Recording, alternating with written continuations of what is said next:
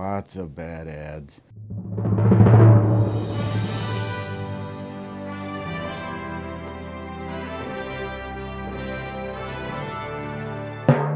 It's an Academy Awards style event in which we actually find examples of horrible political advertising and present awards. In other words, California, I'll be a kick-ass governor. We actually sat an intern down in front of a computer and let him go on YouTube, and he came up with just the funniest, most outrageous stuff you can imagine. There's no real science or art to it. This is for fun. I met Harold at the Playboy party. Do the winners ever show up to accept the awards? No, of course not. It's all bogus. On an African safari, Ben Nelson killed a lion, a zebra, a steenbok. We're marketing this as a way for people to blow off steam in a non-partisan, multi-partisan setting before the ugliness really sets in. Some would argue the ugliness set in quite a while ago. Yeah, but... right. Well, it kind of never stops. Well, some anti-minimum wage group released an ad that shows a roll of toilet paper next to another roll of toilet paper, only instead of toilet paper, what's just being dispensed from the toilet paper is a sheet of material that looks like a cheese grater.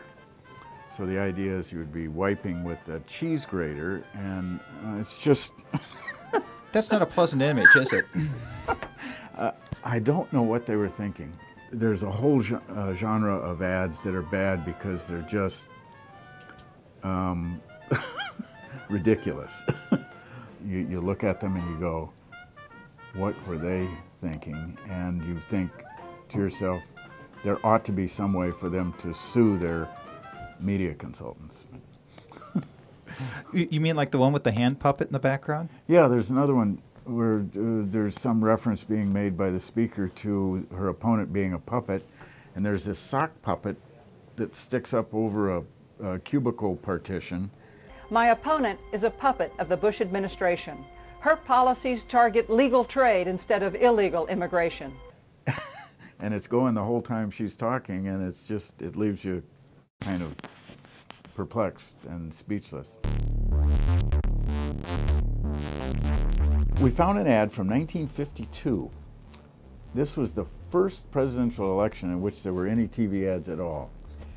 And you know, for those who think that it's never been worse or it's worse now than ever, this is a lesson.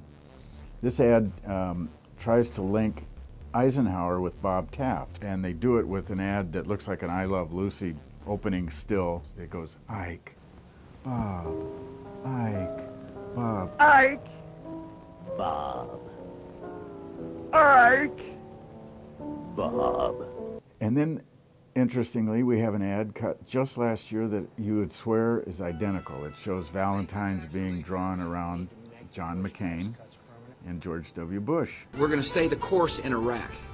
With the same idea, and then there's this kind of sexy jazz, soft jazz music in the background, and it creates this image of McCain and Bush as being lovers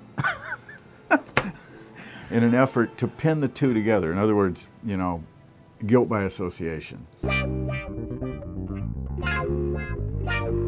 Or you could elect me governor of California because I'll stand up for the adult industry. The most entertaining and I think most fun category is called Rated SEXXX. And these are ads that either imply some sort of sexual misconduct or just use sex, which we all know sells, somehow in the ad itself, including one that is taken out against Arnold Schwarzenegger that will just knock your socks off.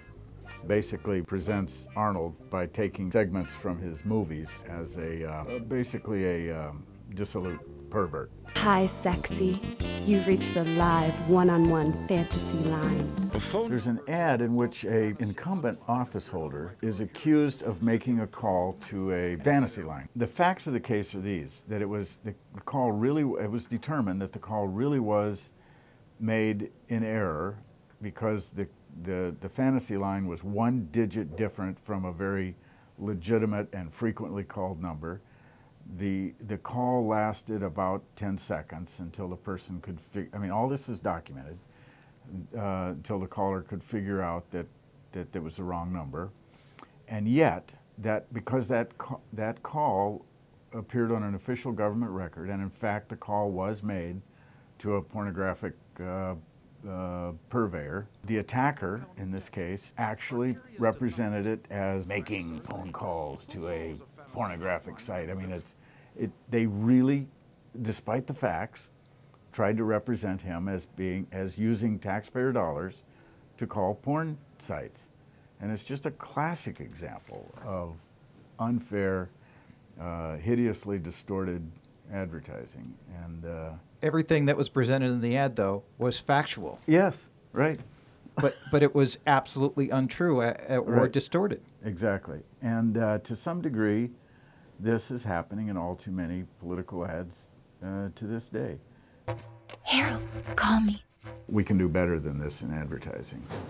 Give me some of your ideas on how we can do better than this in advertising. Well, I think just having less of it would be a start. And fortunately, the media is changing. I mean, UpTake's existence and the growth of the new media, I think, is going to make your standard 30-second Dumb and Dumber political TV ad less and less important. And that's really encouraging, because younger people and an increasing number of people these days are getting their political information from a variety of sources. They're finding out, they're going to websites, there's access now to a greater amount of information than ever before, and I think people are beginning to use this to make their decisions rather than sitting around passively and waiting to be manipulated by some slick 30-second ad, you know, in the last month or 2 months of the election.